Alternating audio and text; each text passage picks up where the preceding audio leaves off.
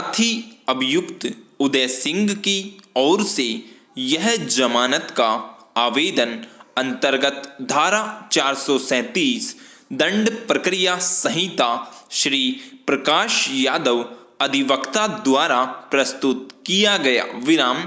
नकल अभियोजन अधिकारी को दिलवाई गई विराम बहस जमानत आवेदन सुनी गई केस डायरी का अवलोकन किया गया विराम केस डायरी के अवलोकन से प्रकट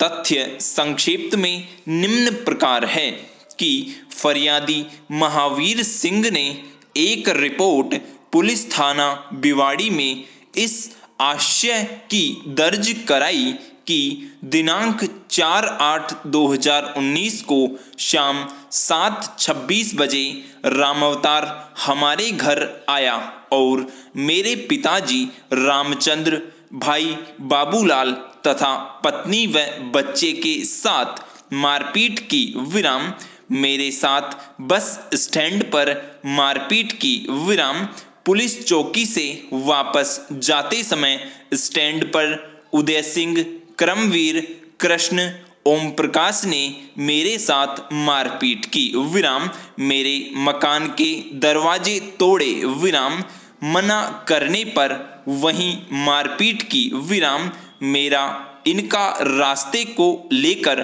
पुराना विवाद चल रहा है विराम उसी रंजिश को लेकर मौका देखकर हमारे साथ मारपीट की विराम मेरे पिताजी के सिर में खून आलूदा चोट व बाएं पैर के घुटने के नीचे चोट है विराम मेरे भाई के लड़के कालू के बाएं हाथ के अंगूठे पर खून आलूदा चोट है मेरे स्वयं के माथे पर दाहिनी तरफ व दाहिनी आंख के नीचे चोट आई है विराम मेरी छाती में गुम चोट लगी है विराम मेरी पत्नी के बाएं हाथ में चोट लगी है विराम इन्होंने एक राय होकर हमारे साथ मारपीट की है विराम जिस पर प्रथम सूचना रिपोर्ट 125/2019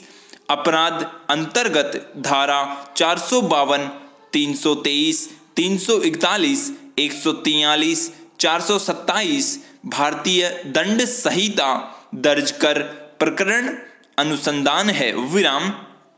अधिवक्ता आयुक्त का तर्क है कि अभियुक्त निर्दोष है झूठा फंसाया गया है विराम आरोपित अपराध मृत्युदंड अथवा आजीवन कारावास से दंडनीय नहीं है एवं प्रकरण श्रीमान न्यायालय द्वारा विचारणीय है विराम अतः जमानत का लाभ दिया जाए विराम अभियोजन अधिकारी ने उक्त तर्कों का विरोध करते हुए उक्त प्रार्थना पत्र खारिज किए जाने का निवेदन किया विराम उभय पक्षों को सुना गया केस डायरी का मेरे द्वारा परिशीलन किया गया विराम केस डायरी के अवलोकन से स्पष्ट है कि प्रार्थी मुलजिम के विरुद्ध धारा 323, 341, 427 भारतीय दंड संहिता के साथ ही विधि विरुद्ध जमाव का गठन करते हुए गृह अतिचार किए जाने के कारण धारा 452, 143 के गंभीर प्रकृति के आक्षेप अधिरोपित हैं